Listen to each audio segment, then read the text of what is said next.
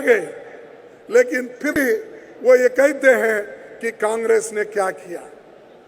तो हमको ये कहना चाहिए, हमने जो किया वो लोगों को कहने में हम शर्माना नहीं चाहिए। लेकिन बहुत दफा मैं देखता हूं हमारे लोग, अगर बीजेपी के लोग ये कहते हैं तो हमारे लोग चुप बैठते हैं।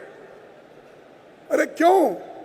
हमने किया, देश को बचाया, देश को एकता रखने के लिए हमने गोली खाई। हमारी नेता श्रीमती इंदिरा गांधी जी ने 32 गोलियां खाई और अपनी जान दी देश के एकता के लिए।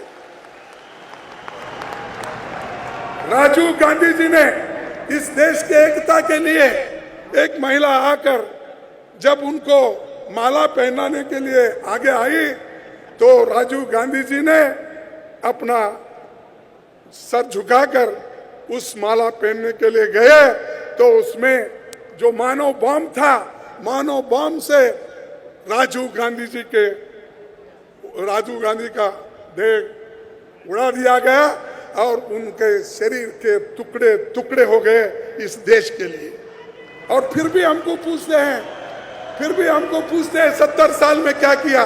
70 साल में इस देश को हमने बढ़ाया आर्थिक दृष्टि से, और देश को एकता रखने में, देश के स्वतंत्रता में और देश को संविधान के रक्षा में हमारा सबसे बड़ा हाथ है। आज इस देश में संविधान जिंदा नहीं होता, अगर संविधान बचता नहीं था तो मोदी जी उस प्रधानमंत्री के कुर्सी पे नहीं बैठ सकते थे। और जो हमेशा ये कहते हैं, और मोदी जी हमेशा बार बार ये कहते हैं, मैं एक चाय वाला हूं। अरे भाई, सभी किसी ना किसी का प्रोफेशन का आदमी रहता है। मैं एक मजदूर का बेटा हूं, तुम चाय वाले के बेटे हो तो मैं एक मजदूर का बेटा हूं। लेकिन इस देश के लिए हमको कुछ करना है। बार बार वही नहीं बोलना कि मैं चाय वाले का बेटा हूं, मुझे कोई सहन नहीं कर रहा। अरे सहन तो हम कर रहे हैं, लेकिन तुम सहन नहीं कर रहे हो। तुम लोगों को दबा रहे हो, कुचल रहे हो। आज दलित परेशान है, माइनॉरिटी परेशान है, महिलाएं परेशान है, युवाएं परेशान है, इतने परेशान है, किसी को नौकरी नहीं है और किसी को रक्षण नहीं है। तो इसीलिए मैं ये कहूंगा, आज जो मोदी साहब हमेशा अपने भाषण में कहते हैं, अब वो छोड़ देना चाहिए। और वो आते ही कह दिए कि मैं करप्शन हटाऊंगा, और उन्होंने ये भी कहा कि मैं नहीं खाऊंगा और किसी को खाने नहीं दूंगा, खाऊंगा न खाने दूंगा। लेकिन आज क्या हो रहा है? खाऊंगा न खाने दूंगा, लेकिन आज उसका उल्टा हो रहा है। खाऊंगा न खाने दूंगा, लेकिन मेरे दोस्तों को खिलाऊंगा। और नीरव मोदी जैसे लोगों को वो खिला रहे हैं और बाहर देश को भगा रहे हैं। ये उनको कौन खिलाए? 22,000 करोड़ रुपए बैंक से लूटने वाले आदमी को आप खुद पहचानते हो, उसको जानते हो, उसके नाम से पुकारते हो, सेमिनारों में, इन्वेस्टमेंट मीटिंग में उसका नाम लेते हो। अगर वो आदमी 22,000 करोड़ रुपए बैंकों को चुन्ना लगा के भागता है तो हम क्या कहें? ये स्टेप भ्रष्टाचार मुक्त हो गया। अरे भ्रष्टाचार को तो आप सपोर्ट कर रहे हो। अब छोटा मोदी एक तो भाग गया, बड़े मोदी साहब तो सबको सपोर्ट कर रहे। कोई क्रिकेट में फंसा हुआ है, कोई बैंकिंग गड़बड़ी में फंसा है, एक नहीं अनेक घोटाले हैं, लेकिन हमारे लोग कुछ नहीं बोलते। आप बोलिए जोर से, हम कुछ नहीं करें। क्या हुआ? 2G के बारे में बोले, सीबीआई ने बर्खास्त कर दिया, एक एविडेंस नहीं। उसका इतना प्रचार किया कि हमको इतना कमजोर किया और हमारे लोग भी चुप बैठे। जो चीज सही है, सही के लिए भी अगर आपकी जबान नहीं उठती तो फिर क्या होगा? फिर कौन प्रचार करेंगे हमारे? इतने कार्यक्रम श्रीमती सोनिया गांधी जी ने दिए, इतने कार्यक्रम मनमोहन सिंह जी ने दी, कांग्रेस पार्टी ने दिया, कन्याकुमारी से कश्मीर तक हमने सारे वेलफेयर मेजर्स उनको दिए, लेकिन फिर भी हमारे नौजवान थोड़े खामोश हैं। मैं चाहता हूं आप उठो, संघर्ष करो और राहुल जी के साथ उनका मजबूती से उनका सपोर्ट करो।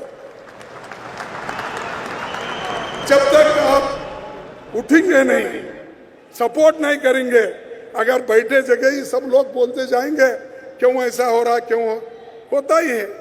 जब हम खुद को अपने आप के ऊपर जब विश्वास नहीं रखते और काम भी नहीं करते तो उसी जगह से हम हारते हैं। और कांग्रेस पार्टी कभी हारी नहीं, हारता भी नहीं। मैं देख रहा हूं, मेरे को 46 इयर्स कंप्लीट हो रहे हैं, ये 10 मार्च को खत्म हो गए 46 इयर्स। मैं 11 बार चुन के आने के बाद भी मैं इसलिए जिंदा हूं, कांग्रेस पार्टी मेरे को हमेशा सपोर्ट करती है और कांग्रेस पार्टी के लोग हारते हैं तो कांग्रेस पार्टी के लोग ही हराते हैं, दूसरे नहीं। दूसरों की हिम्मत नहीं होती। जब अपने आप में हम अलग सलग होते हैं, एक दूसरे को गिराने की कोशिश करते हैं, चीफ मिनिस्टर बनने की कोशिश करते हैं, मंत्री बनने की कोशिश करते हैं, तो हम ही लोग गिराते हैं। तो इसलिए मैं आपसे अपील करता हूं, अपने मतभेद कितने भी होंगे, देश के लिए छोड़ो, संविधान के रक्षा के लिए छोड़ो, लोकतंत्र के हिफाजत के लिए छोड़ो, महिला और दलित शोषित वर्गों के लिए आप पूरे लोग एकजुट हो जाओ, यही मेरी आपसे विनती है। और दूसरी चीज मैं आपसे ये कहूंगा कि हमने बहुत सारी चीजें अपने पॉलिटिकल रेजोल्यूशन में लाए हैं। मैं वो सारी चीजें फिर से बताना नहीं चाहता हूं क्योंकि आपको चर्चा के लिए बड़ा समय है, तो उस समय में आप सारी चीजें ले सकते हैं। लेकिन एक दो चीजें और भी मैं बताऊंगा जो किसान का समस्या है।